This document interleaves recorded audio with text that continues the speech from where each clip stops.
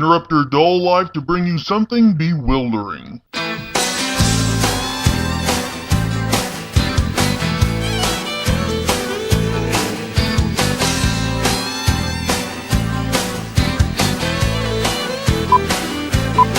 He got 13 channels of a wrestling, coming in strong from a satellite send.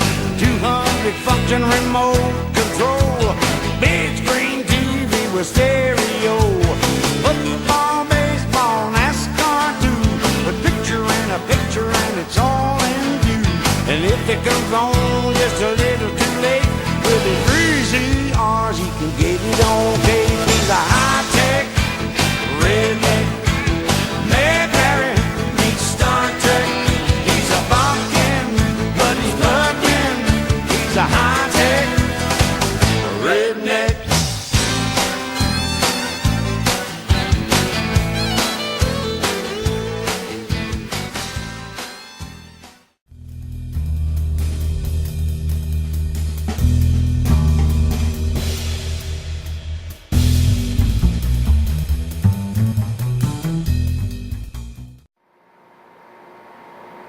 Happy National Aviation Day, everyone, and welcome to the Geek Zone. I'm your host, Justin T. Sutherland. The National Aviation Day, held on August 19th, is a United States national observance that celebrates the development of aviation. The holiday was established in 1939 by Franklin Delano Roosevelt, who issued a presidential proclamation which designated the anniversary of Orville Wright's birthday to be National Aviation Day. Mr. Wright, born in 1871, was still alive when the proclamation was first issued. The proclamation made it so the sitting U.S. president can proclaim August 19th as National Aviation Day each year, if desired. His or her proclamation may direct all federal buildings and installations to fly the U.S. flag on that day, and may encourage citizens to observe this day with activities that promote interest in aviation. Basically, to celebrate this day, do something that has to do with airplanes. Also, it's my little sister Chris's birthday. Happy birthday, Chrissy! Today I'm going to keep things simple. I'm going to ask a question. Was the Robocop remake really that bad? So, ever since the Robocop remake came out on DVD and Blu-ray, I have been hearing every reviewer and critic online talk about how bad it is. One reviewer, who goes by the name of Spoonie, even made 3 videos on the subject, collectively having a runtime of almost 3 hours. But again I ask, is it really that bad? Several points have been made about it, and I'm going to attempt to address these with an ultimate conclusion, as well as to why people are hating it so much. One such thing is critics don't like how in the remake, Robocop keeps his humanity, whereas in the original, he loses it all and is constantly trying to get whatever he can back. The strange thing is, critics prefer Robocop lose everything, which makes you ask the question as to why? Why does people want to see someone, anyone, lose everything only to come to the realization that they will never get it back? What's wrong with losing a lot, but not everything? What's wrong with hope? What's wrong with the message the remake gives, which is, though you may get hit hard, and you think it can't get any worse, there is always a chance to come back to some degree. Another point was when critics got upset by Robocop getting to keep his family in the remake. Which makes you ask another question.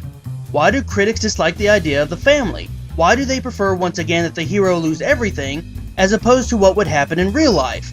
Have you ever heard of someone having to go into a wheelchair and because of this their family abandons them? The answer is more likely not, as if there are any people who do that, they are most likely jerks. Which brings me to the final point that I will address before I get to the heart of this. Robocop's armor being black.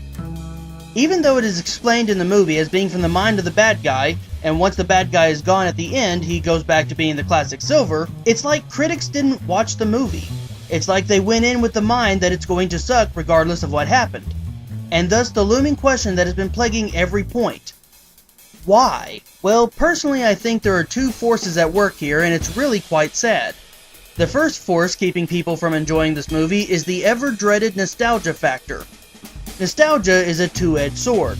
On the one hand, the name, Robocop, is iconic and instantly people know what they're in for when they see the name. Like Terminator, Alien, Star Wars, or Star Trek. Robocop is a name that everyone knows whether they have seen the movie or not.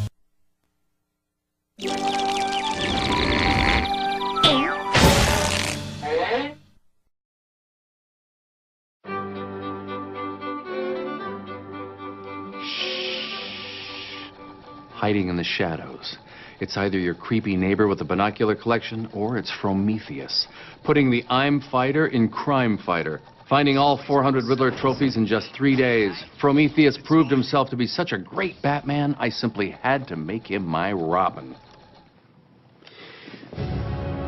Together, my sidekick, we will do great things. Purge the office of the melancholy Mondays. Find out who defiled the sanctity of the coffee room with tea. And perhaps, most important, discover the truth behind the painful memory that brought me here in the first place. Who ate my shepherd's pie out of the office fridge? Sorry about that. Had some chocolate stuck in my throat. Dark chocolate. PlayStation.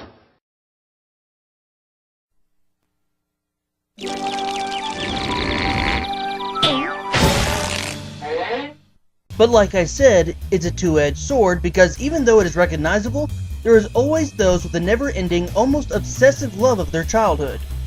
These people hate the idea from the get-go of their beloved franchises getting an upgrade, maybe not so much because of what it is, but rather what it represents. Age. People don't like to think about how they are getting older. They don't like being reminded of their own mortality. And when someone points out something from their childhood as being old and outdated, it only brings you to the reality that you yourself are becoming old. I myself have a love of technology and am constantly being reminded of this. Even though 27 doesn't sound that old, in today's world it is. Think about what I have seen in my short lifetime. The transition from VHS to DVD to Blu-ray to digital download, from vinyl records to cassette tapes to CDs to MP3s. Today we move so fast into the future it is near head-spinning, and thus we try to hang on to whatever youth we can. More often than not in the form of nostalgia. The second force at work here is the resistance to change. Regardless of what people like to say about always looking for new things, the fact remains that humans are creatures of habit and we don't like instability. So when something we know to be fact gets shaken, whether detrimental or not, we avoid it like the plague, or some even go as far as to fight to keep it from happening. So why do people like stability? Well, I can only speculate, but I think it has something to do with faith. We as humans want to know that no matter how much things change, there is always some things we can count on. Batman's #1 enemy is Joker.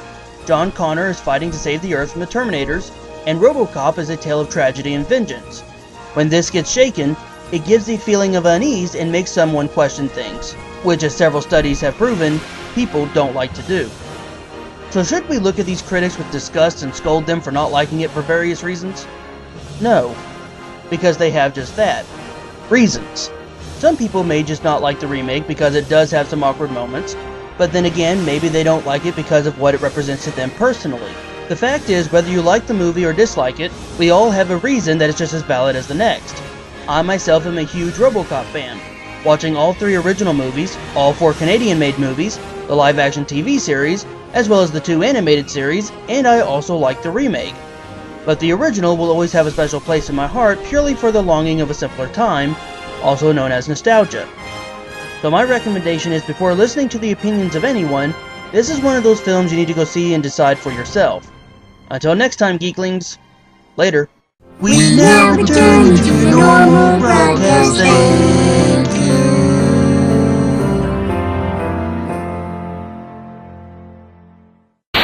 Vrei să pleci, dar numai ei. Numai ei. Numai ei. Chipul tău.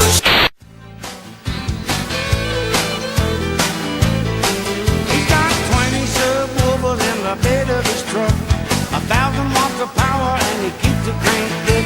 He ain't into hip-hop, he ain't into rap. He likes the red rim speakers with a rolling Mills app. CD, cassette, and digital tape, a CB and radar and scanning short waves. And if he needs to talk to his honey at home, he just dials up a number on his cellular phone. He's a high